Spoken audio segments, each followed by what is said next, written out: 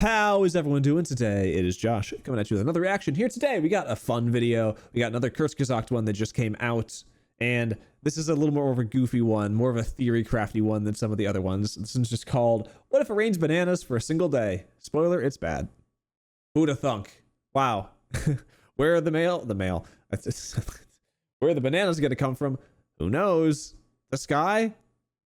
It's like I'm sure they'll do at least one Cloudy with a Chance of Meatballs reference in the animation during this. There's no way they won't.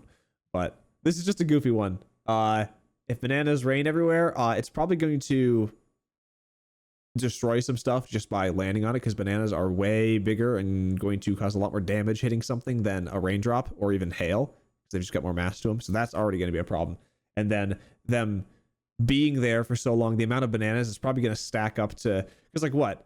An inch of rain, if you were to convert that to bananas, well, okay, it'd be an inch banana, right? But I don't know, it'd be considerably more. It's probably gonna be like multiple feet of bananas or something like that, and it's gonna be like, this would take literally years to decompose, so you would have to move them all, and our dumps wouldn't be able to handle them all. The amount, they're gonna say like, these, if you took all the bananas that fell everywhere and put them into one landfill, it would equate to all the landfills in the world we filled up times 10 or something like that. They're gonna have some sort of stat there as well.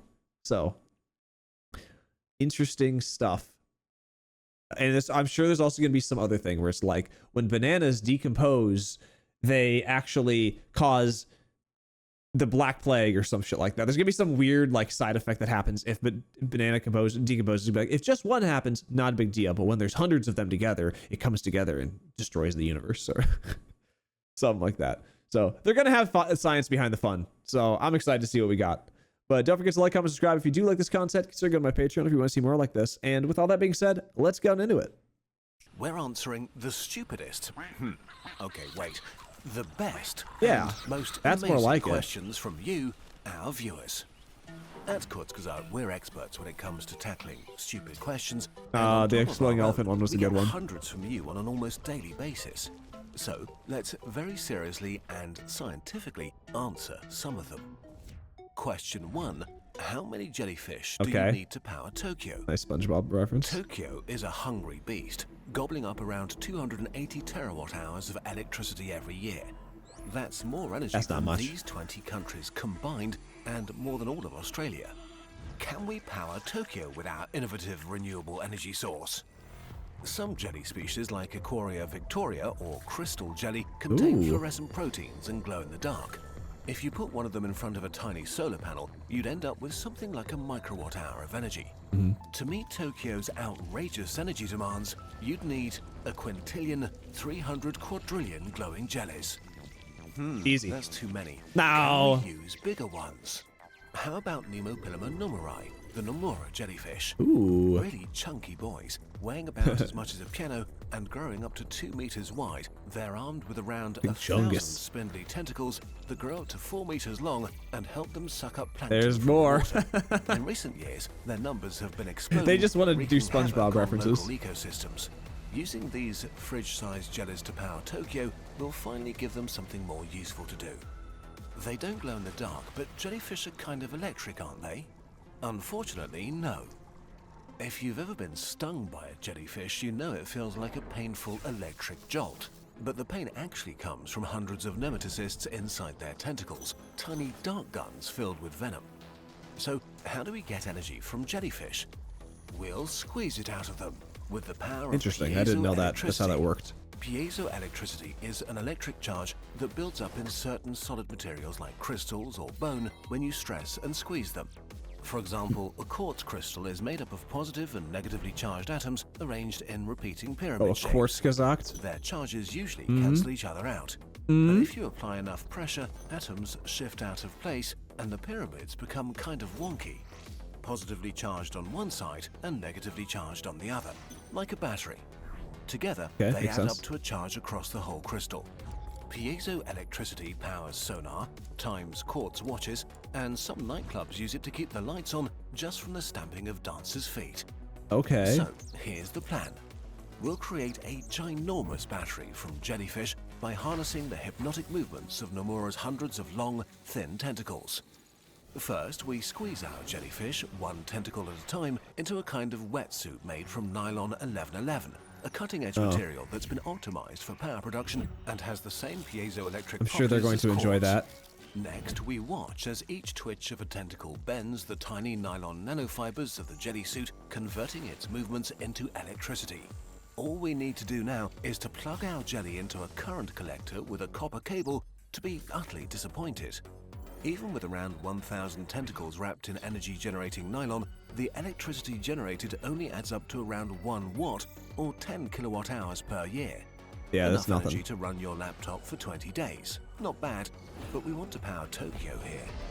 We need more jellies, way more, about 29 billion. Sounds like a lot, and it is, but right now there are 27 billion chickens. Okay, so this it's is mostly a matter doable. of motivation on our part. A single Nomura can produce millions of jelly babies a month, and with enough plankton to I eat, saw you, they Dory. can grow from the size of a grain of rice to the size of a person in less than a year. If we want to breed a lot of them and fast, all we need to do is basically empty the Pacific of plankton. Okay, And of course, easy. we'll need space to store them all.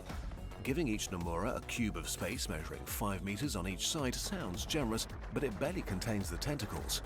All those jelly cubes add up to a tank that's about 7 times the total volume of Mount Fuji. With all those tentacles and cables, No big deal. our biggest issue will be short circuits. We need to insulate all 29 billion cables.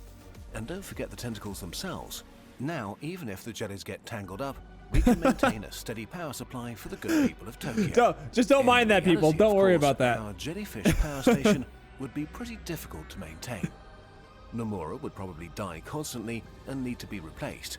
And the cost of building this whole mess and killing the ocean to feed them All right, would be like spending you're $1 overthinking million things. to buy a single dollar bill. We're not saying any of this is a good idea, but now we've done the maths, there's nothing to stop you from giving it a try. All right, Okay, bring on the next I'm going out. totally dumb, I'll see you guys later. completely reasonable question. Question 2. What if it rained bananas instead of This water feels like, for a whole day? Kind of like a so Mr. Beast first we tried to video, but for calculate what would Kurzgesagt, happen if for where they're one just day taking weird, every crazy single concepts and raindrop doing was it, now a banana. except it's Turns less. out, in a storm, several million raindrops It takes more can effort. fall on a So single they have square to meter, actually do the which science and stacks stuff quickly behind to it, the equivalent of and a put banana more asteroid smashing into the animate it planet all and whatnot. killing all life. While fun, this is a bit too much. Instead, let's take the average volume of rain that falls on our planet in a single day, about 1.33 trillion tons of water, a massive wobbly orb of water 14 kilometers across. Now, let's swap this water for bananas. Each fruit weighs about 120 grams, which will give us a daily banana fall of 11.1 quadrillion bananas, weighing 1.33 trillion tons in total. Sure. If we match average global rainfall patterns, even the Sahara Desert would receive around 15 trillion bananas. If a medium-sized banana has about 105 calories, 15 trillion Sahara bananas alone could already feed the world's population for over 2 months. For the world as a whole, the calories of all rain bananas add up to a grand total of 1.2 quintillion calories. With just one day Sounds of like another banana rain, Tuesday for we me. could go on feeding It everyone looks like on Earth macaroni for instead over of bananas, not 100 gonna years. lie. Of course, in reality, the banana rain would be pretty catastrophic. A banana falling from about 3,000 meters, Yeah, here we go. the height of a Here we mid-altitude go. rain cloud, would reach a velocity of 240 meters per second and strike the ground with the same kinetic energy you'd get from dropping a Oh, bowling ball God. off a 50-meter Here we building. go. And we're dropping over 11 quadrillion of them across the planet. One of the rainiest and therefore worst affected cities is London. Oh, London It would is my face a city. storm of 21 billion bananas, or 2.5 million tons. The shower of yellow death breaks roofs, shatters windows, and decimates national monuments. Human bones are no match for this monsoon, so we'd need to take shelter from a banana blitz inside or Immediately. underground. All around the world, cities and infrastructure, rivers and rainforests are severely damaged and clotted with a layer of banana smoothie that's already beginning to rot. Trillions of mashed bananas are floating in the ocean, clogging up coastlines. Picture the aftermath of all the worst oil spills and superstorms combined, but way worse and kind of everywhere. And our problems are just getting started. The rotting banana mush contains go. 160 billion tons of methane. I told you 280 it's gonna have times something our crazy while it emissions of decomposes planet. and just destroys Methane everything. traps around 28 times more heat than CO2. Adding this much greenhouse gas this quickly will lead to a catastrophic and sudden spike in global temperatures. Most ecosystems won't be able to handle it and will witness a devastating mass extinction event. In I short, saw a peeper, banana no! rain is an apocalypse-level catastrophe. Okay, hopefully your question has been properly answered. It's time to wrap up for today. Please keep sending us your amazing questions, even and especially if they're stupid. We're collecting them, and we'll answer more of them in the future. Fun. I like it. You encounter normal matter every day. You've heard of dark matter. Okay. Now, get ready for the mind-breaking strangeness of strange matter. Strange matter. Introducing the Strange Matter Limited Edition pin. Harvested from a neutron star and siphoned into a high-tech container. Damn. This pin contains the universe's most deadly substance. That's impressive. Strange matter. Oh, and it glows in the dark.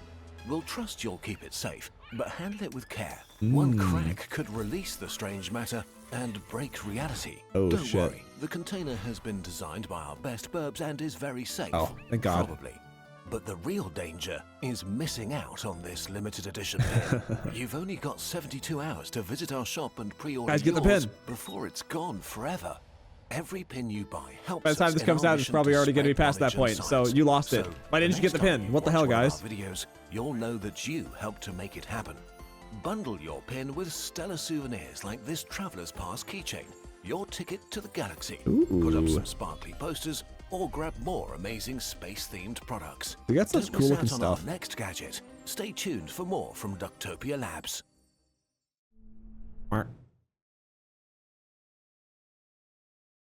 Oh, the slight edits the ending. Got a banana here on screen. Cute. Okay, so it wasn't just talking about the banana rain. It was actually more so about the Tokyo jellyfish thing that they were talking about. They went way more into detail on that one than the other one.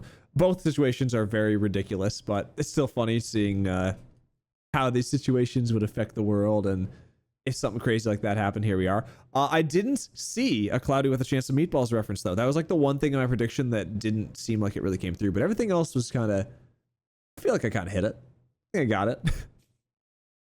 I knew it was going to decompose and destroy everything. It did hit a lot harder than I thought. I didn't know it was going to be the power of a bowling ball. I knew it was obviously going to be harder than hail and stuff like that, but I thought it was going to be like maybe somewhere in the middle of where they said, which was bowling ball and rain, which obviously is going to be devastating and stuff, but damn.